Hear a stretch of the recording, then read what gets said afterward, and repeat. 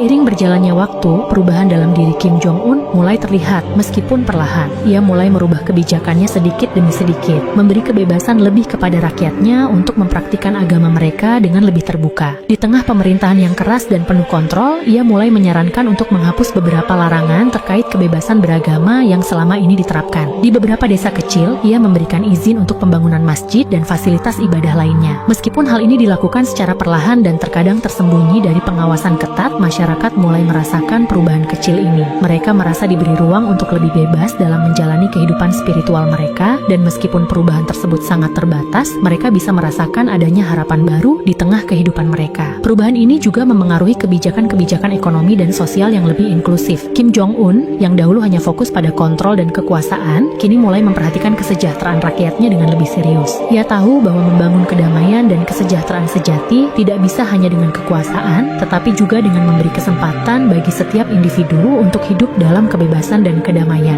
Meskipun perubahan yang terjadi belumlah besar, langkah-langkah kecil ini mulai memberikan harapan baru bagi rakyat Korea Utara dan juga bagi Kim Jong-un sendiri. Ia tahu perjalanannya masih panjang, tetapi ia tidak lagi merasa takut menghadapi masa depan yang lebih damai dan penuh harapan. Kim Jong-un tidak pernah membayangkan bahwa suatu hari ia akan membangun masjid di Pyongyang, ibu kota Korea Utara. Namun, setelah kembali dari Indonesia dan menjalani perjalanan spiritual yang mendalam, ia merasa bahwa ini adalah langkah yang tak terhindarkan. Dengan alasan membangun gedung komunitas, ia memutuskan untuk mendirikan masjid pertama di Pyongyang. Secara diam-diam, langkah ini meskipun tampaknya kecil dan tersembunyi, menjadi simbol dari perubahan besar yang sedang berlangsung dalam dirinya. Masjid itu dibangun dengan desain yang sederhana, tetapi memancarkan rasa ketenangan.